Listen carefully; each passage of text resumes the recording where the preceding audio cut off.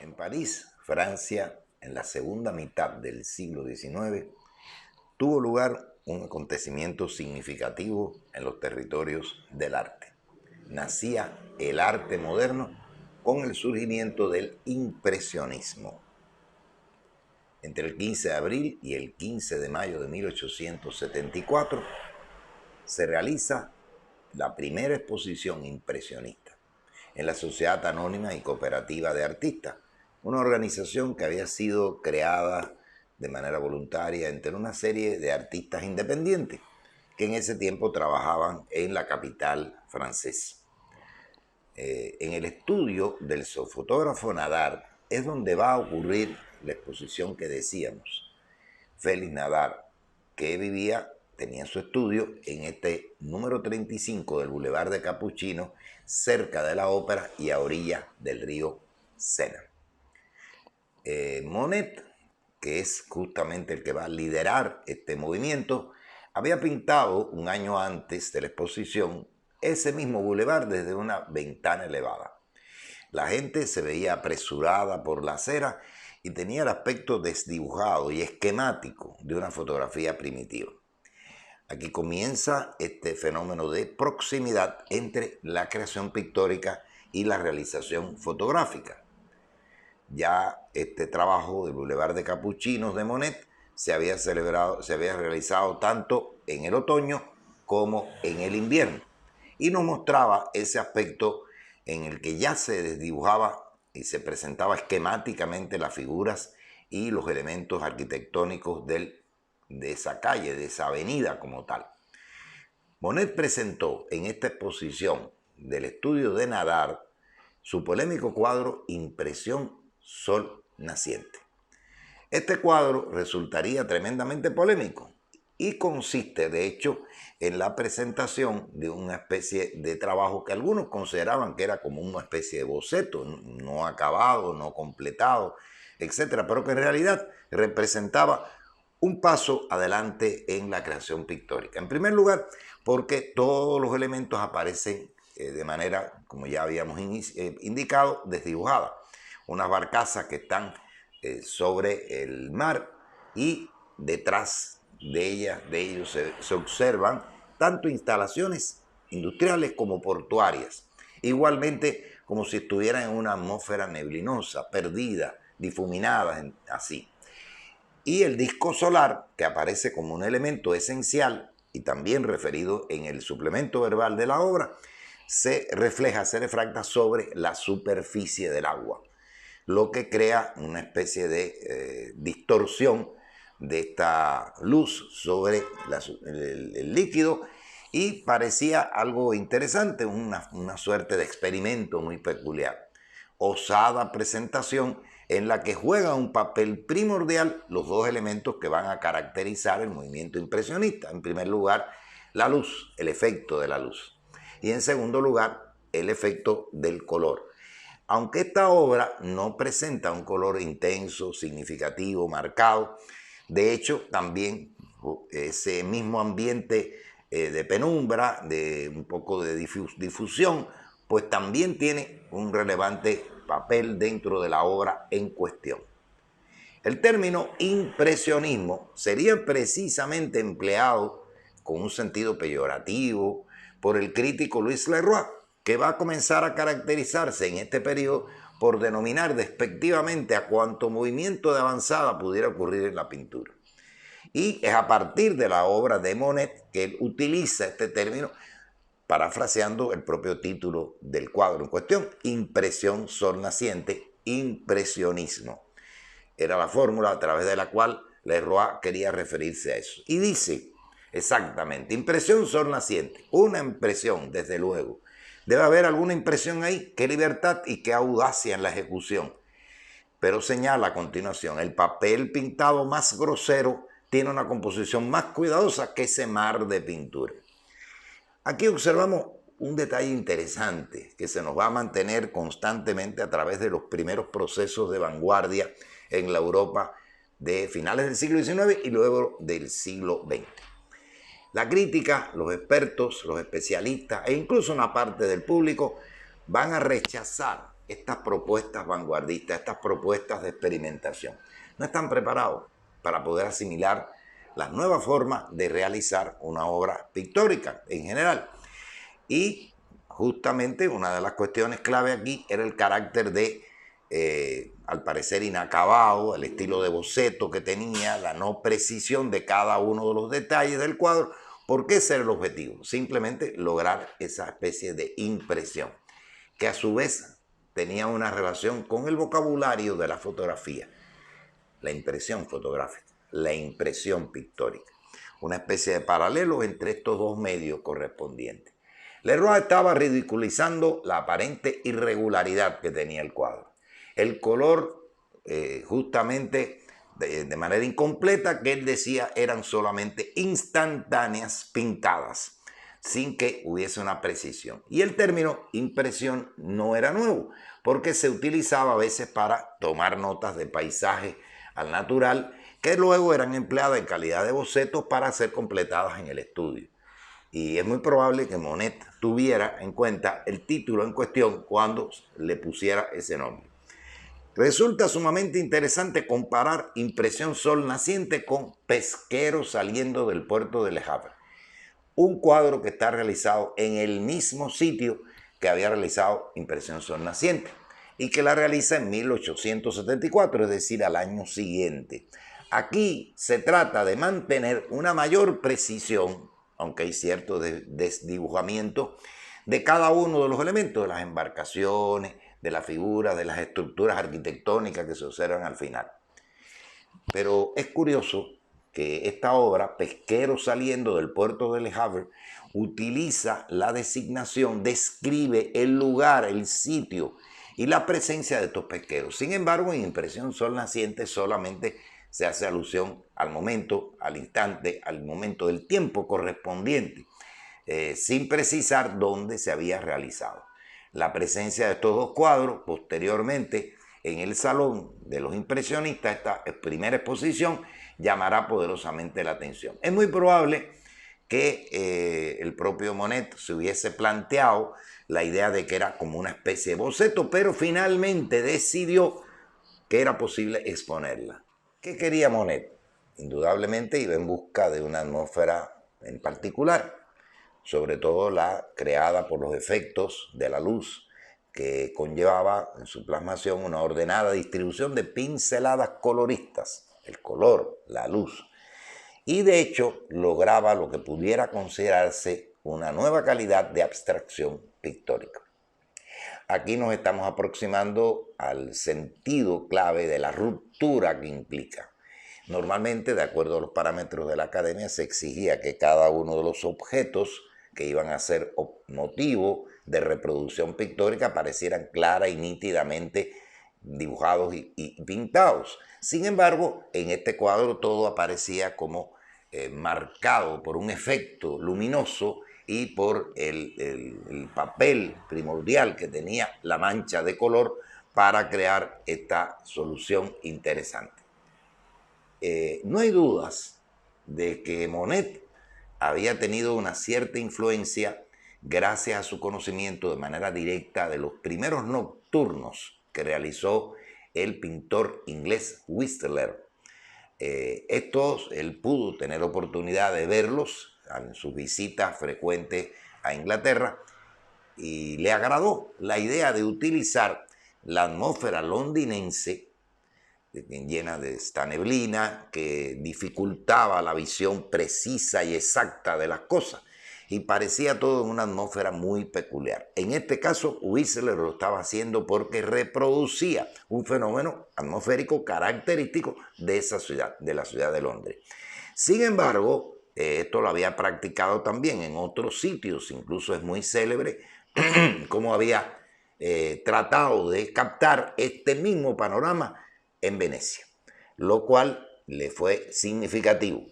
Y se sabe incluso que en una oportunidad fue a Londres tratando de encontrarse con esa misma atmósfera, con esa neblina típica de la ciudad, y no lo encontró. Y le diría a su esposa que había perdido su tiempo, se había ido a la ciudad y se había encontrado con que la atmósfera no estaba presente.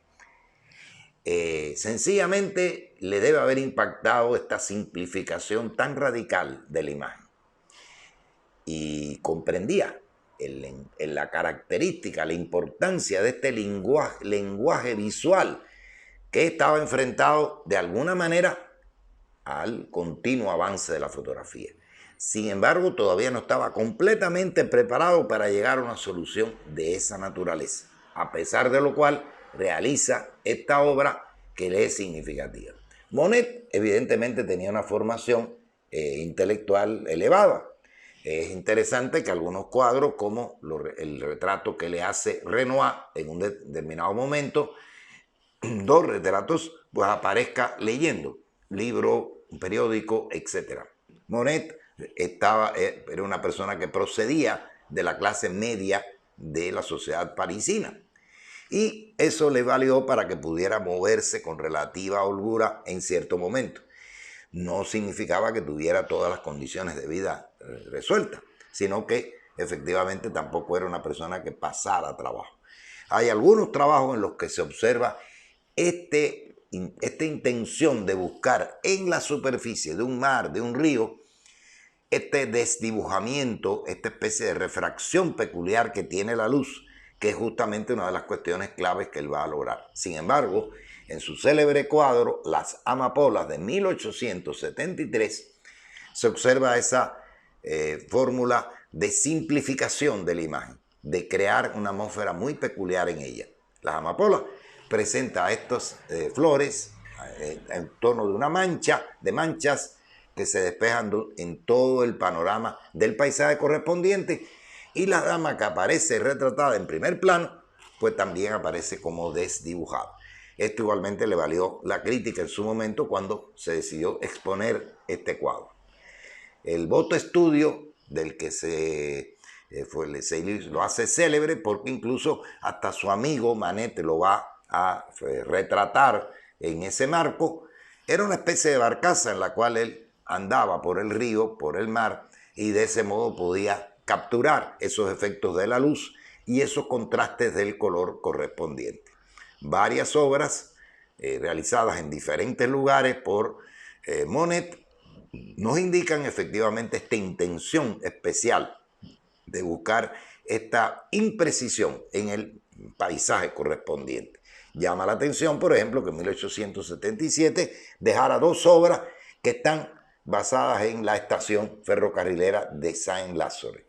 Este tipo de obra en esta estación de ferrocarril llama la atención por dos cosas. En primer lugar, porque es el traslado de la atención moderna hacia un detalle, hacia un objeto determinado, la estación de ferrocarril, propia de la época donde crece el papel de la ciudad y donde el ferrocarril comienza a jugar un papel predominante. Le llama la atención ese tipo de atmósfera que se engendra a partir de los gases que están regados por todo el territorio de una estación. Y llama la atención incluso que le dedique especial interés a las señales de tránsito de esa estación ferroviaria. Evidentemente son los signos de la nueva época, del nuevo momento, de una nueva problemática que no estuvo, por supuesto, presente en las obras precedentes. Y es significativo ese trabajo de experimentación que realizó un poco más avanzado en 1894, de situarse con un caballete frente a la catedral de Rouen y tratar de capturar esa fachada de la catedral en diferentes momentos del día, en diferentes horas, para ver los efectos que precisamente la luz hacían sobre esa superficie de la fachada. Los cambios de coloración que se producían como consecuencia de esa atmósfera que iba logrando en cada momento. Y así hay toda una serie bastante numerosa de cuadros de esta fachada que indica este experimento correspondiente. Mucho más avanzado, esta Sinfonía en Verde de Monet nos indica el interés que tenía marcado por observar ese reflejo sobre la superficie de un río, de un canal, de un lago, del mar, de determinados objetos. En este caso, sus célebres nenúfares que tanto lo van a inquietar constantemente. La sinfonía presenta una especie de pequeño lugar ornamentado al sentido japonés tradicional, un puentecito, y sobre la superficie este mar de nenúfares que flotan sobre él. Un interés que tiene que ver con esa fórmula correspondiente. Sauce Llorón, algo que realizará prácticamente a principios del siglo XX, nos indica igualmente cómo le interesaba producir una obra en la que se observara esta especie de transformación del objeto, en este caso un árbol, un sauce, como consecuencia de la caída de sus hojas, de la manera en que se trasladaba la atmósfera correspondiente por el efecto del sol y el efecto de los colores. Es muy frecuente también, además de los nenúfares, estos espacios de agua donde flotan lilas verdes, que son característicos igualmente de su obra. Se conoce que estos reflejos sobre la superficie le llamaban poderosamente la atención y siguió adelante casi hasta el último momento de su trabajo. Habíamos dicho que Monet era de clase media. Sin embargo, ya en 1883 comenzó a adquirir mejores condiciones de vida. La venta de sus obras cambió un poco su modo de vida y pudo construirse en Normandía una tremenda mansión, tras la cual pudo construirse aquellos sitios que le eran interesantes. Por ejemplo, ese puente del célebre lugar japonés que le había interesado tanto reproducir y ya no tenía que andar tanto y vagar al lugar correspondiente.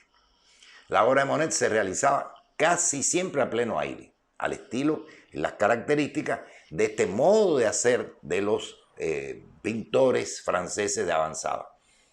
Algo que venía siendo discutido desde los tiempos de Courbet, plein air, a pleno aire. Solamente se tomaban algunos que otros detalles, algunos elementos dentro del boceto correspondiente para completarlo en estudio, pero prácticamente Monet concluía su obra ahí, en vivo, en directo, con el objeto correspondiente. Llama la atención que durante toda su trayectoria tuvo en algunos momentos imprecisiones con respecto al color correspondiente y a la forma de los objetos, especialmente con árboles.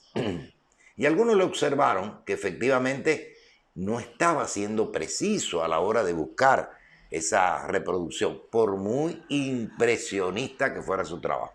El problema no tenía que ver con el impresionismo, tenía que ver con un padecimiento del propio Monet.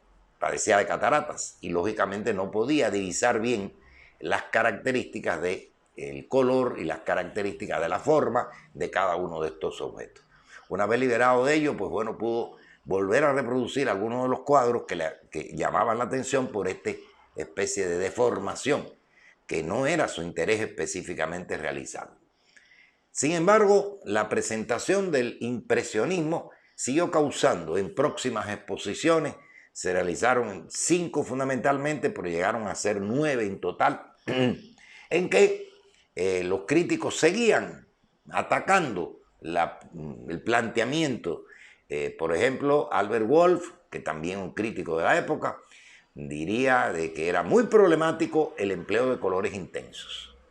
Y de una manera un poco, al parecer, de tono didáctico, decía: los árboles no son violetas, el cielo no es de color mantequilla y el torso de una mujer no es una masa de carne en descomposición con manchas purpúreas y verdosas. Seguía el rechazo de parte de cierto sector de la crítica del periodismo especializado y, a no dudarlo, también de cierto sector del público. No había una preparación previa para aceptar aquellas transformaciones que venían operándose en el marco de la pintura de la época. Un crítico también en 1876 sería todavía mucho más agresivo al referirse a una nueva exposición impresionista. La calle Le Pelletier es un lugar de desastre. Después del incendio de la ópera ha ocurrido otro accidente en ella. Acaba de inaugurarse una exposición en el estudio Durán Roel, que según se dice, se compone de cuadros. Ingresé en ella y mis ojos horrorizados contemplaron algo espantoso. 5 o 6 lunáticos, entre ellos una mujer, se han reunido y han expuesto allí sus obras. He visto personas desternillándose de risa frente a esos cuadros, pero yo me descorazoné al verlo.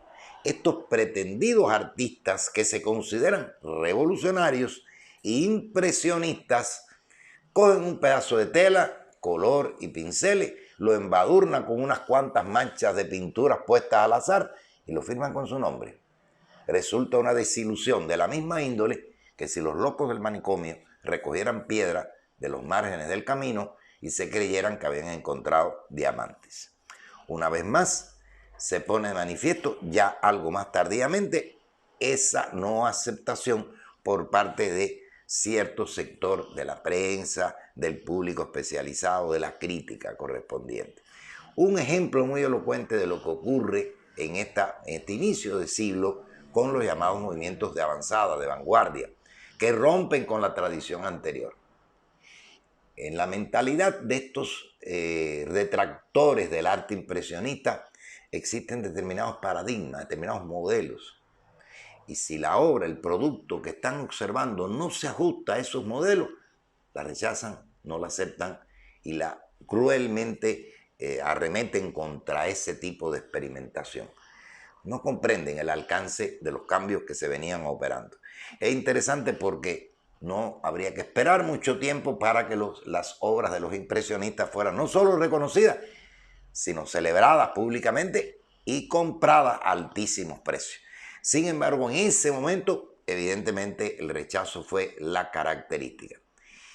Interesante porque en medio de ese rechazo es el fotógrafo, aeronauta y caricaturista Nadar el que se percata de la importancia que tiene el nuevo lenguaje. No lo hizo por una formación teórica, sino de manera un poco intuitiva, porque sus propias obras tenían ese aire de la impresión, en este caso de carácter fotográfico. Así tenemos toda una serie de tomas instantáneas que había realizado Nadar en diferentes momentos. Ya él tenía una cierta reputación en la alta sociedad, en el París sofisticado del siglo XIX, y sus amigos pintores encontraron una comprensión por parte de Nadar y lograron allí establecer su primer salón. Los cuadros habían sido rechazados por jurados de exposiciones de salones oficiales o habían sido expuestos de manera desfavorable de acuerdo a su ubicación que impedía poderlos comprender adecuadamente. En realidad no era una simple coincidencia que un fotógrafo como Nadar fuera de las pocas personas que se diera cuenta de la importancia artística de estos pintores. Percibía por su propia experiencia que se trataba de un nuevo enfoque de la realidad. Como esos amigos artistas, Nadar intentaba capturar con sus instrumentos, es decir, con la cámara fotográfica, la emoción del momento único y irrepetible de la placa fotográfica. Él también veía el mundo desde un punto de vista amplio y extenso, probablemente animado por su aventura de volar en globo por diferentes espacios de la capital parisina, cosa que había sido referida en diferentes obras, tanto de carácter gráfica como de carácter pictórica. Edouard Manet, precisamente al mostrar una vista de la Exposición Universal de 1867, ubica en un extremo superior del cuadro el globo en el que Nadar acostumbraba a moverse para tomar sus instantáneos. De hecho, todas las fotografías primitivas tenían la textura de un grano grueso, que en muchas medidas se parecía al trabajo del pincel de los cuadros impresionistas. Esto se puede apreciar muy bien en la primera fotografía reconocida de la historia, la de Niepce, un terrateniente científico que lo había realizado en una ciudad francesa. Esta fotografía, que la hizo desde una ventana, pues tenía las características de este desdibujamiento y esta granulación peculiar que tenían las imágenes instantáneas en un primer momento. De hecho, Nadar, que tenía una experiencia similar, pudo apreciar que había una proximidad entre este modo de hacer la pintura y el modo con que quedaba reflejado el paisaje, cualquier tipo de naturaleza en la pintura. La reproducción esquemática de la vegetación y del cielo era característica también, junto con la utilización de las pinturas de los edificios en el pintor Camille Pissarro, que por su parte venía igualmente realizando experimentos de esta naturaleza. La obra de Pissarro fue igualmente muy bien referida por los otros más jóvenes impresionistas que estuvieron asociadas en él. Buscaba, en vez de aquella atmósfera londinense, el efecto de la lluvia, un efecto más o menos similar que desdibuja a cada una de las figuras. El mensaje que estaban transmitiendo los impresionistas era realmente algo sencillo y ellos querían ser comprendidos, querían ser considerados adecuadamente. Sin embargo, esto de ser totalmente incomprendido les resultó ser una desgracia totalmente desconcertante. El rechazo, el desprecio, la mofa que le dedicaron la prensa y parte del público es lo que hace que este grupo heterogéneo de artistas que decidieron en llamar impresionistas se convirtiera en una especie de movimiento secesionista. La idea de escandalizar a la burguesía no estaba en sus mentes. En realidad eran revolucionarios, por así decirlo, contra su voluntad, porque eran ciudadanos, la mayoría de ellos bien honestos, cabales, pero de humilde procedencia. Y solo Manet y Degas tenían un ambiente de clase media alta y presentaban el típico parisiense educado, urbano, de lenguaje. Los restantes impresionistas, entre ellos Monet, representaba otro modo de existir. Ninguno de ellos podía recibir el calificativo de revolucionario social o luchador de barricada, como había ocurrido, ya hicimos el comentario, con Gustave Courbet, el gran realista que llegó incluso a ser encarcelado después de la Comuna de París. O sea, no tenían esta orientación. ¿Qué fue el impresionismo? La raíz de la modernidad en el arte. ¿Por qué? Ante todo porque significó la culminación de una pintura que se proponía ser ilusionista. Un espíritu que estaba dominando el arte y los hábitos de percepción en Europa desde la era de la perspectiva en la Florencia del Renacimiento. Y estos impresionistas crearon, de hecho, el apoyo técnico y formal, preferentemente para el desarrollo ulterior. Al romper con una larga tradición que llevaba siglos, estaban forjando un nuevo modo de ver el mundo y de plasmarlo a través de sus obras. Y todavía, de manera un poco vacilante, pudiéramos decir que en algunas de sus reflexiones o comentarios hay como los presupuestos teóricos para ese desarrollo posterior. La autonomía del color, la disolución de la forma tradicional, hasta la creación de un velo atmosférico y brillante en los que los objetos se esfumaban. Es el anuncio de un arte no objetivo, en el que el problema del motivo no era lo fundamental, sino cómo se plasmaba. Y eso es lo que decidía el valor del cuadro. No el motivo, no qué se estaba plasmando, sino el cómo se hacía su plasmación. En este caso, con las cualidades que habíamos observado anteriormente. A pesar de su carácter mundano y aparentemente racional, hay que advertir que la pintura impresionista no fue el resultado de una búsqueda sistemática. O sea, no obedecía a un trabajo de análisis, de investigación sistemático, continuado, realizado por estos maestros, sino ha sido una experiencia totalmente espontánea. El impresionismo implicó también una cierta visión de la vida.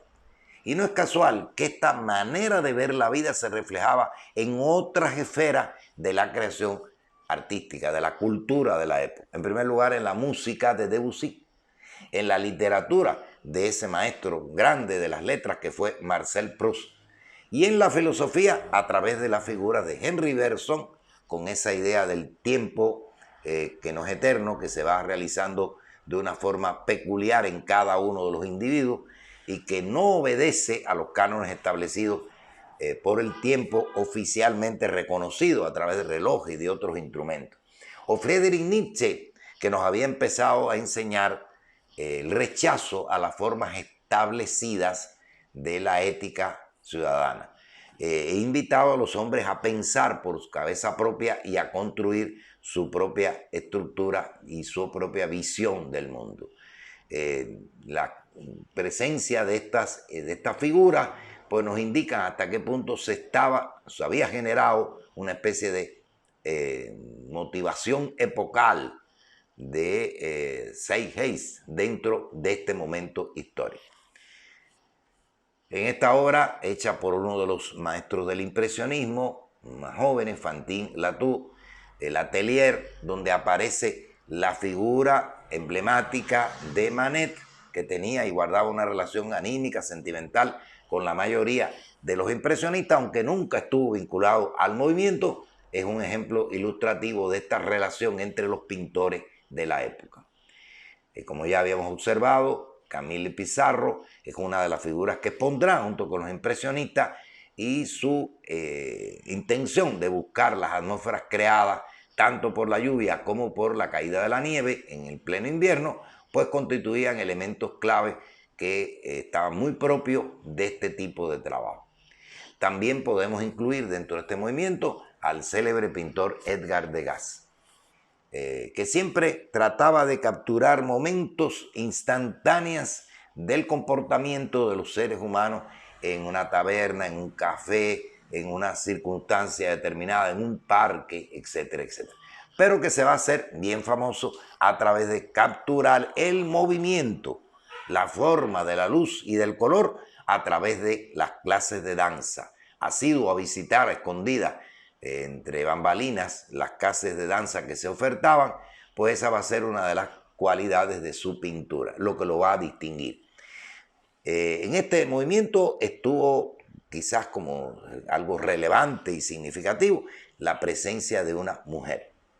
Aquí tenemos a Bertha Morisot con su Vista de París desde Trocadero, un cuadro en el cual se observan las figuras humanas y los detalles bastante difuminados, imprecisos, igual que en esta especie de autorretrato que aparece ella sentada y no se precisan con claridad y se ve efectivamente el tratamiento de su vestuario en calidad de manchas correspondientes. Otra de las grandes figuras del movimiento fue Auguste Renoir, que igualmente capturaba la vida citadina francesa de una u otra manera a partir de esta igual difuminación de las figuras humanas y de algunos detalles del espacio, del lugar correspondiente. Muy célebre su Molino de la Galette, en la que aparece una extraordinaria cantidad de personas. Y llamo de nuevo la atención con el hecho de que se trata de capturar las escenas de la ciudad, las escenas de la ciudad moderna. Este momento de ocio, de relajamiento, de distracción característico de la vida citadina también sería uno de los elementos interesantes. Y me parece interesante cerrar esta presentación con las imágenes de la obra de Claude Monet, que está dedicada precisamente a uno de los motivos principales de su obra, sobre todo en la última etapa, los nenúfares. Es una instalación ovalada en la cual hay gigantescos lienzos que tratan de capturar la esencia de todo el conjunto del lago, del mar, del río, del lugar donde estos nenúfares están en la superficie y se desdibujan progresivamente. La instalación pictórica probablemente es una de las primeras de su tipo y fue planeada por él, realizada bajo su conducción y ha quedado como una especie de momento histórico de la idea del impresionismo, porque en ella se observa justamente, se resumen todas las prácticas de este interesante movimiento con el que se inicia el proceso de la modernidad en el arte. Los impresionistas nunca constituyeron un grupo coherente, unido. Tampoco tuvieron reuniones, ni manifiestos, ni expresiones específicas públicas. Sin embargo, eran aliados y compartían cercanos en el taller de Manet sus inquietudes, sus propuestas, sus ideas, etc. Y de esta manera se constituían el primer importante movimiento de la época nueva, de la época del arte moderno como tal.